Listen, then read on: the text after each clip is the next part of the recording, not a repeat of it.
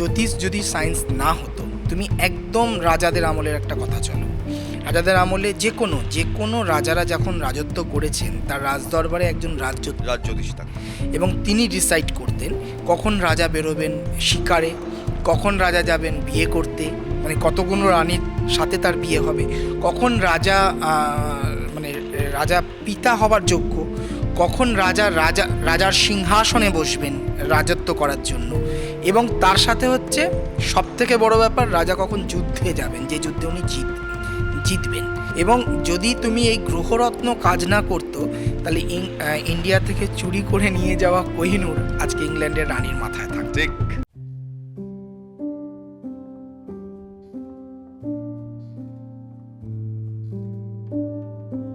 সন্দীপ, একটা দ্বন্দ্ব আছে, সেটা আজকের দ্বন্দ্ব না, সেটা বহু দশক বহু শতকের দ্বন্দ্ব। একদিক বলে অ্যাস্ট্রোলজি কিংবা জ্যোতিষের সঙ্গে সায়েন্সের কোনো কানেকশন নেই, আরেক দিক বলে যারা একটু পড়াশোনা করেছে, যাদের মনে একটু উদার মন, তারা বলবে যে না, এটা ভারতের, আমাদের সনাতনী শাস্ত্রের, সনাতনী কালচারের খুব পুরনো একটা কনসেপ্ট। তারা, নক্ষত্র, গ্রহ এবং তাদের আমাদের জীবনের ওপর কি প্রভাব, মিনারেলস যেগুলোকে আমরা হাতে ধারণ করি, পাথর, সেটা বেসিক্যালি তো মিনারেলস আমাদের পৃথিবী থেকে তৈরি হয়, পৃথিবীর চাপে সৃষ্টি থেকে তৈরি হয়, সেগুলোর আমাদের জীবনের ওপর প্রভাব আছে। আর যদি একটু দেখি, আমরাও তো সেই পঞ্চতত্ত্ব দিয়েই বানান একদম। এবং মৃত্যুর পর সেই পঞ্চতত্ত্বই বিলীন হয়ে যায়, হয় মানে কোনো ধর্মে সে মাটির তলায় যায়, কোনো ধর্মে সে পুড়ে লজিকটা সেম যায়, লজিকটা কিন্তু সেম। এটাই কিন্তু ম্যানকাইন্ডের ইতিহাস। তাহলে জ্যোতিষ কেন সায়েন্স নয়? যারা বলে জ্যোতিষ সায়েন্স নয়, তারা কিসের ওপর বলে? তাদের জন্য আমি একটা কথাই বলবো, জ্যোতিষ যদি সায়েন্স না হতো, তুমি একদম রাজাদের আমলের একটা কথা চলো। রাজাদের আমলে যে কোনো রাজারা যখন রাজত্ব করেছেন, তার রাজদরবারে একজন রাজ্যোতিষ থাকতো। এবং তিনি ডিসাইড করতেন কখন রাজা বেরোবেন শিকারে, কখন রাজা যাবেন বিয়ে করতে, মানে কতগুলো রানীর সাথে তার বিয়ে হবে, কখন রাজা পিতা হবার যোগ্য, কখন রাজার সিংহাসনে বসবেন রাজত্ব করার জন্য। এবং তার সাথে হচ্ছে সবথেকে বড় ব্যাপার, রাজা কখন যুদ্ধে যাবেন, যে যুদ্ধে উনি জিতবেন। তো এটা কি করতেন, কে ডিসাইড করতেন? রাজজ্যোতিষ। আর তুমি যদি দেখো ভালোভাবে, যে শুধু এটা আমাদের ভারতীয় সংস্কৃতি নয়, যদি তুমি পাশ্চাত্য সংস্কৃতি দেখো, নস্ত্রদামুসের কথা আছে, একদম সুটসেয়ার, রোমান সাম্রাজ্যে সুটসেয়ারের কথা আছে, একই কাজ। একদম। এবং যদি তুমি এই গ্রহরত্ন কাজ না করতো, তাহলে ইন্ডিয়া থেকে চুরি করে নিয়ে যাওয়া কোহিনূর আজকে ইংল্যান্ডের রানীর মাথায় থাকতো। ঠিক ঠিক। প্রত্যেকটা জিনিসের পেছনে তারা কিন্তু এটা মানেন।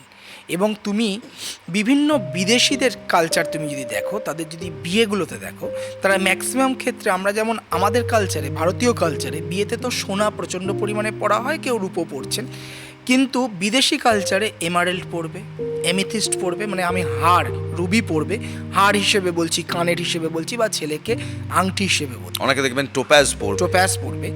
কেন পড়াচ্ছে? তারা কিন্তু বিচার করছেন, তারা কিন্তু এই সায়েন্সটাকে এবং জ্যোতিষটাকে একসঙ্গে মিলিয়ে দেখছেন। যে কারণে আজকাল ডাক্তাররা এসে আমাদেরকে জিজ্ঞেস করছেন, দেখুন স্যার, আমার ছেলে কি ডাক্তার হতে পারবে? খুব ছোট্ট একটা উদাহরণ দিচ্ছি, শিলিগুড়ি থেকে আমার কাছে একজন এসেছিলেন, তিনি একজন মেডিকেল কলেজের একজন বড় ডাক্তার, অভিজ্ঞ ডাক্তার এবং হেড অফ দ্য ডিপার্টমেন্ট তিনি ওই জায়গাতে, ওই সাবজেক্টের ওপরে। তার ছেলে 2বার মেডিকেল দিয়েছে, পায়নি। যেবার আমার কাছে এসছে, সেবার সে বিডিএসে পেয়েছে এবং ডাক্তারবাবুর ইচ্ছে নেই তার ছেলে বিডিএস করুক। সে আমার কাছে দেখাতে এসছে যে বিডিএস করবে নাকি কোনো সাবজেক্টের ওপর পড়াশোনা করবে, না আরেকটা বছর ট্রাই করবে মেডিকেল। আচ্ছা। তখন আমি বললাম যে ওর তো ডাক্তারি ফিউচারটাই নয়, ওর ফিউচারটাই রয়েছে রিসার্চ ওরিয়েন্টেড, কোনো সাবজেক্টের ওপর রিসার্চ করতে হবে। আমার কথা শুনে ছেলেটি মাইক্রোবায়োলজি নিয়ে পড়লো, পরবর্তীকালে মাস্টার্স করলো আইআইটি থেকে, এখনও রিসার্চ করছে আইআইটি থেকে ভাইরাসের ওপরে। এবং ছেলেটি কিন্তু আস্তে আস্তে, মানে এটা ওর ফাইনাল ইয়ার, খুব ভালো জায়গাতে পৌঁছে গেছে এবং 3বার বিদেশে গিয়ে নিজের প্রজেক্ট শো করতে পেরেছে। এবার এখানেই কেন বললাম কথাটা, আমি তোমায় ছোট্ট করে বলে নিই আগে, যে একজন ডাক্তার ভাবতেই পারেন যে আমি আমার ছেলেকে ডাক্তারি পড়াবো, কারণ ছোট থেকে তো সেই ছেলেটি সেই অ্যাটমসফিয়ারে মানুষ হচ্ছে। তাহলে যদি এই চিন্তা ভাবনা নিয়ে আমরা বড় হই, তাহলে উত্তম কুমারের ছেলেকে আমরা চিনি না কেন? কারণ হচ্ছে এটা হয় না, এটা নির্ধারণ করে কিন্তু জ্যোতিষ। একজন বাবা মাকে নির্ধারণ করে দেবে তোমার কাছে অনেক টাকা, তুমি হয়তো তোমার ছেলেকে, সন্তানকে সেই টাকার বিনিময়ে ডাক্তারি পড়িয়ে দিলে, কিন্তু আদৌ ডাক্তারি কমপ্লিট করার পর তোমার ছেলে একজন কি সত্যি করে ভালো ডাক্তার হতে পারলো না। কেন পারলো না? কারণ তুমি পাশের বাড়ির সাথে কম্পিটিশন করে ছেলেকে ডাক্তারি পড়িয়েছো।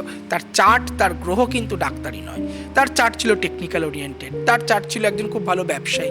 আমরা খুব সচরাচর তুমি দেখবে খুব ভালো নাচ গান অভিনয় শেখা একটা বাচ্চা, সে ছোট থেকে নিয়ে বড় হচ্ছে, ক্লাস 8-এ পড়াশোনার চাপে বাবা মা স্টপ করে দিচ্ছে, কিন্তু সেই একজন স্বনামধন্য নৃত্যশিল্পী হতে পারতো, সে একজন স্বনামধন্য অ্যাক্টর হতে পারতো। এবং এটা কিন্তু জ্যোতিষ রিলেট করে। জ্যোতিষ যদি তুমি দেখাতে পারো সঠিক টাইমে, তোমাকে বলে দেবে তুমি বা তোমার পরিবার বা তোমার সন্তান কোন পথে যাবে, কোন পথে পরিচালিত হবে, স্ট্রিম কি চুজ করবে। এখন তো আর্টস সায়েন্স কমার্সের মধ্যে আমরা সীমাবদ্ধ নই, এখন আর্টসেরও অনেক দিক রয়েছে, কমার্সেরও অনেক দিক রয়েছে, সায়েন্সের অনেক দিক রয়েছে। সে সীমাবদ্ধতা তোমার কিন্তু জ্যোতিষ বলতে পারবে যে তুমি সায়েন্সের কোন দিকটায় দেবে, কোন সাবজেক্টটা দেবে। এত স্পেসিফিক পুঙ্খানুপুঙ্খ বিচার কিন্তু জ্যোতিষই বলতে পারে। অনেক মানুষ দেখবে তারা একটু হেজিটেন্ট জ্যোতিষের কাছে যাওয়ার জন্য, কিন্তু যদি আমরা পাশ্চাত্য সাম্রাজ্যের দিকে দেখি কিংবা পাশ্চাত্য সভ্যতার দিকে দেখি, পাশ্চাত্য সভ্যতা থেকে মানুষ ভারতে আসে যোগ শিখতে, একদম চক্র নিয়ে পড়াশোনা করতে, একদম। এবং আমাদের প্রতিটি চক্র কিন্তু এক একটা পাথরের সঙ্গে জড়িত, এক একটা জড়িত মিনারেলের সঙ্গে জড়িত, একদম। আমরা বলি চাকরা এখানে, একদম একদম। এবার সেখানেই এবং এই জন্য তুমি দেখো প্রত্যেকটা রত্নের কিন্তু আলাদা আলাদা কালার, ঠিক কোনো রত্নের সাথে কোনো রত্নের কালার কিন্তু একই। এই সমস্ত কালার কিন্তু আমাদের সমস্ত আলাদা, যে হার্ট চক্র বলি কিংবা আমাদের পেরিফেরাল চক্র বলি কিংবা আমাদের যেটাকে একদম ব্রহ্মতালুতে যেটাকে আমরা আমাদের যেটা ব্রহ্মচক্রই বলে, ব্রহ্মচক্র বলা হয়, সেটাও যদি আমরা বলি, সব একটা আলাদা ডিনোশন। পাশ্চাত্য সাম্রাজ্য এটাকে অ্যাকসেপ্ট করে, মানুষ শয়ে শয়ে মানুষ আসে প্রতি বছর ভারতে এটা শিখতে, একদম। অথচ আমরা ভারতীয়রা নিজেদের জিনিসটাকে এত অবহেলা করি কেন? জ্ঞানটা কি সীমিত? জ্ঞানটা সীমিত এবং অনেকের জ্ঞানটা নেই এই বিষয়ে। তোমার পুঁথিগত জ্ঞান রয়েছে, বাহ্যিক জ্ঞানটা নেই। তুমি ওই যে আমি তোমাকে বললাম একটা চিন্তাধারার মধ্যে আমরা এখনও বাস করছি, বিশেষ করে পশ্চিমবঙ্গের বাবা মার ক্ষেত্রে আমি কথাটা বলবো যে আমার ছেলেকে পড়তে হবে এবং একজন ভালো চাকরি পেতে হবে। এখন অনেক মানুষ কিন্তু এখনও রয়েছে গভর্নমেন্ট সার্ভিস পেতে হবে, কিন্তু আমরা জানি না। এবং আমি বিভিন্ন ক্ষেত্রে মানে 38 বছর 40 বছর হয়ে গেছে, আমাকে এসে বলছে কিছু হলো না, দেখুন কি হবে। তখন আমি জিজ্ঞেস করলাম এতদিন কি করছিলেন? ওই গভর্নমেন্ট ট্রাই করছিল। তো 40 বছর বয়সে ছেলেটি গিয়ে সে নতুন কি করবে? এবং 40 বছর, আজ যদি 22 বছর বয়সে পড়াশোনা কমপ্লিট করে ও যদি ব্যবসা করতে, 40 বছর বয়সে কিন্তু একজন দক্ষ ব্যবসায়ী হয়ে যেত। তোমাকে জানতে হবে চারটা। বাবা মার ক্ষেত্রে এই শিক্ষাটার অভাব। বাবা মারা এটা প্রথমে, আমি 6, 7, 8 থেকে অ্যালার্ট হওয়াটা ভীষণভাবে প্রয়োজন, যেখান থেকে দাঁড়িয়ে তুমি ডিসাইড করতে পারবে তোমার সন্তানের ধারা কোন দিকে। অনেক বাবা মা অনেক সন্তান এসে বলছে একাডেমিক ক্যারিয়ার হচ্ছে না। কেন হচ্ছে না? কারণ ওই তো আমি সায়েন্স নিয়ে 11-12 করলাম, যেহেতু আমার মাধ্যমিক রেজাল্ট ভালো ছিল। আফটার 12 আমি ম্যাথটা একদমই নিতে পারলাম না, রেজাল্ট খারাপ হলো। 12-এ গিয়ে আমি ইংলিশ অনার্স করলাম। ইংলিশ অনার্স করার পর আমি আর্টসে কনভার্ট হলাম, দেখলাম ইংলিশ অনার্স নিয়ে তো এবারে আমি এই আর্টসে গিয়ে কী করব, আমি আবার মাস্টার্স করলাম MBA নিয়ে। তাহলে তুমি বলো এই খিচুড়ির একটা যদি এডুকেশন আমার হয়, তাহলে আমি গিয়ে আমি কোন জায়গাটায় গিয়ে দাঁড়াবো? আমার তো একাডেমিক ক্যারিয়ার হবে না। চুজ করার ক্ষেত্রে জ্যোতিষের ভূমিকা কিন্তু অপরিহার্য। এবং তোমাকে সেই দিন থেকে, তোমার যদি রোগ আসার আগে আমরা বলে দিতে পারি তোমার শরীরে কোন রোগ আসতে পারে এবং তার প্রতিকার প্রতিবিধান দিতে পারি, সময় বলে দিতে পারি। আমি নিজে দেখেছি, আমি নাম নেব না, কিন্তু আমি খুব কাছেরই একজনকে দেখেছি, খুব মাথা গরম হতো। একজন জ্যোতিষ বলেছিলেন মুক্ত ধারণ করো, একদম সিলভার রিংয়ে মুক্ত ধারণ করো কিংবা কিছু দেবে।